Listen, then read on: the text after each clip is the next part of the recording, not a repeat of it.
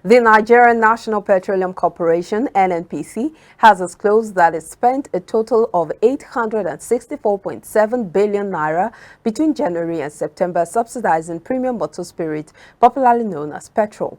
This amount indicates 31% of the total revenue of 2.7 trillion naira generated by the corporation between January and September. A report submitted by the corporation to the Federation Account Allocation Committee at its last meeting revealed that the NNPC did not incur petrol subsidy costs in January but spent 25.3 billion naira on subsidizing the product in February. The subsidy saw to 60.3 billion naira and 61.96 billion naira and 126.29 billion naira in March, April, and May, respectively. The NNPC has expended 164.33 billion naira, 103.28 billion naira, 173.13 billion naira, and 149.28 billion naira, subsidizing PMS in June, July, August, and September, respectively. Recall that no provision was made for fuel subsidy in the 2021 budget. The Minister of Works and Housing, Babatunde Fashola, yesterday warned against commencing new roads and other projects until significant progress has been made with the ongoing projects.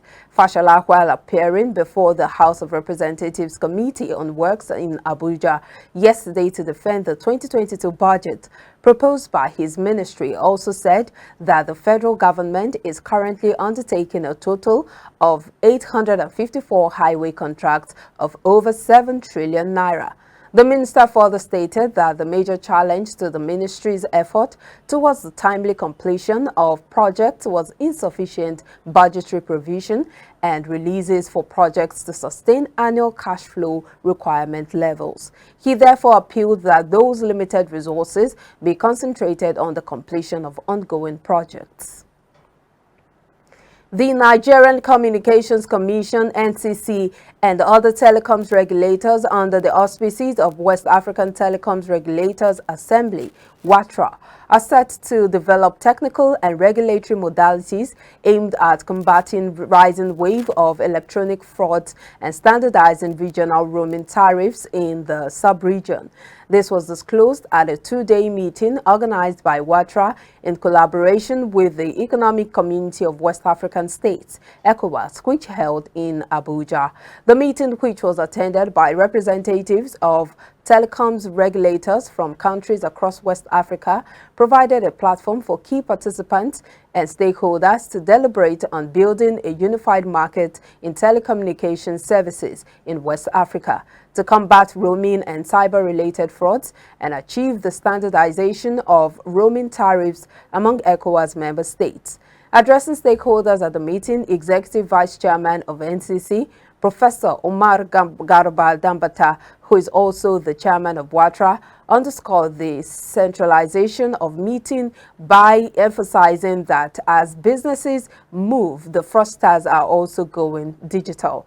Dambata, who was represented by NCC's Director, Technical Standards and Network Integrity, Bako Wakil, said based on these facts and in order to give West African citizens and businesses the confidence to fully take advantage of the enormous benefits of information and communications technology, ICT, there was a need for regulators to tame and outpace the fraudsters. All over the world, organizations are expected to efficiently and effectively provide services and goods. But in most cases, these organizations fail to deliver quality goods and services. Despite some efforts made by government agencies to improve and monitor the quality of products and services in Nigeria and the existence of several laws to bring defaulters to book, enforcement remains a huge challenge.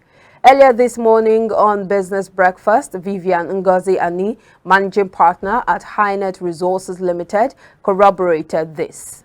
First, the Enabling Act first came into existence in 1971, and then it was later amended in 2015 to what we now see as Standards Organization of Nigeria. So there is no lack of laws, or there is lack of laws. That's what I'm trying to say. The laws are there. The problem is what happens between the law Don't forget that it is human beings that enforce laws. It's not ghosts, it's not angels from heaven. True. So if human beings refuse to enforce laws, or human beings are hindered, let me use that word, hindered, from enforcing laws, then there's a problem. And he also emphasized the need for willpower on the part of consumers and regulators as well as the government to ensure optimum quality in the provision of goods and services in order to encourage the patronage of made in Nigeria goods.